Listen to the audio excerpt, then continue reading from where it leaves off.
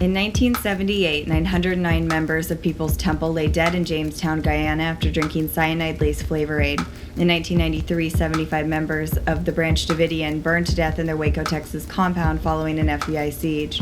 In 1997, 38 members of Heaven's Gate commit suicide in Rancho Santa Fe, California. And in 1999, 36-year-old Feroz Gawala becomes a graduate student at the Protestant Liberal Arts College, Wheaton College. Located in an affluent part of DuPage County, Illinois, and hosting fewer than 3,000 students, the majority of whom were sons and daughters of missionaries and church affiliates, the college became the most unlikely location, yet the most vulnerable target for what was to come.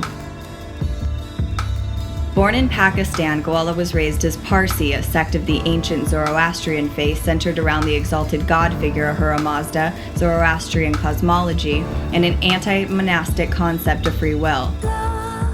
As an adult, Gawala converted to Christianity, becoming a missionary focused on the salvation of the Parsi people.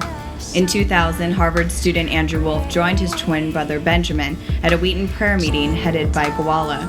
He remembers that Gawala filled the room with steam from a boiling pot of water, passed out photographs of Parsis, and then said, "We must pray. The scriptures make it very clear that unless the Parsis hear the gospel and accept Jesus as Lord, they will go to hell." It was a call to the core of these sheltered students, a call to serve God, and a mission to save souls. Following Gawala's declaration, Andrew Wolfe would join with approximately 20 others to become the group Baruch Hashem. Over the next year, mind control tactics would escalate, and Gawala's name would become synonymous with seclusion, loss of identity, and above all, torture. Yet it would be 2.5 years before Wolfe would walk away.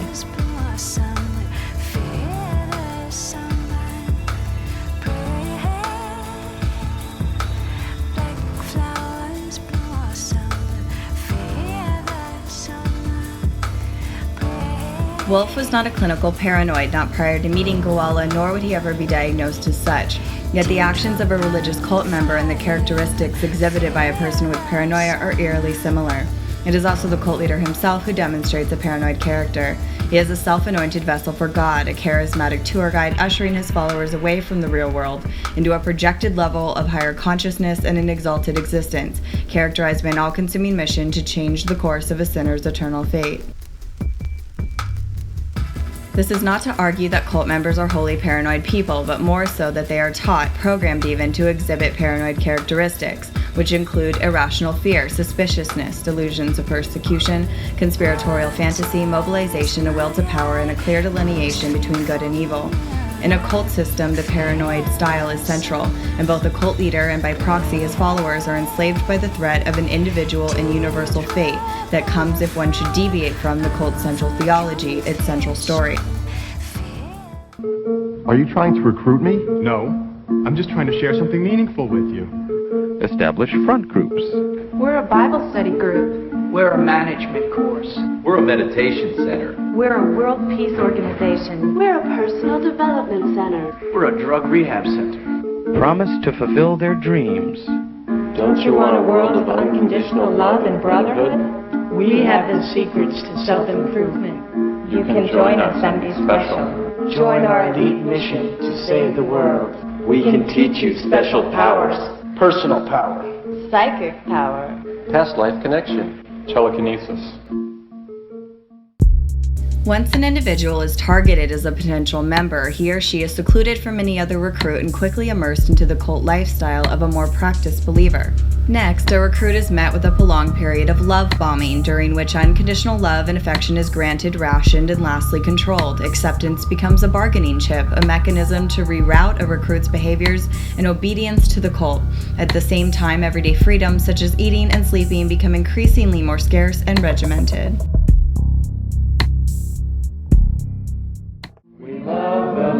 The leader is love. When I'm not with him, I feel like a schlub. We love the leader is love. When I'm not with him, I feel like a schlub. Once a recruit has proven his allegiance, he or she is made a member of a new and enlightened family. Members are now encouraged to begin severing ties from their outside biological families. Any non-member is considered a threat to the fulfillment of the cult's ultimate purpose and is meant to be disposed of as a cleansing of one's past identity. Fear is the most important proponent of mobilizing a cult for a leader's mission. Because the leader is seen as divine, the member is made terrified of his own insignificance and sinful human nature. Paranoia continues to manifest itself as members are taught there is sin inside their bodies that must be flushed out, or they can never achieve purification and salvation. Members may believe that evil spirits possess them, and if they are to leave the group, torture, death, and eternal damnation will be their fate. In 2001, members of Baruch Hashem were sequestered in the basement of a Mount Airy, Maryland residence belonging to Gawala's brother. This is where mental abuse got both physical and sexual. Gawala would hit his followers in the face with metal rods and arrange them in a line to beat their heads against the floor. Gawala also directed that the members beat each other with random objects like aluminum cans, or self-mutilate by digging wire hangers into their flesh until they bled and scarred.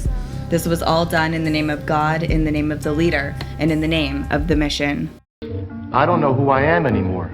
Good. Now you're free. In fact, there was no you there to begin with. And if there is no longer any you, there is only the enemy on one side and the leader on the other. What cult members do not realize is that the enemy they are fighting is not an outside force at all. Their demonized enemy is embodied in their own cult leader. A cult leader acts as a kind of practitioner of the paranoid. A cult is not, as it is told to its members, a religious organization, so much as the vehicle for one leader's point of view. When a cult leader institutes his divine doctrine, he is manifesting the paranoid style. He molds his followers until they are too mobilized to question or to struggle, too suspicious of non-members to leave, too persecuted to see any other path or purpose, and too fearful of the eternal consequences if their mission should fail.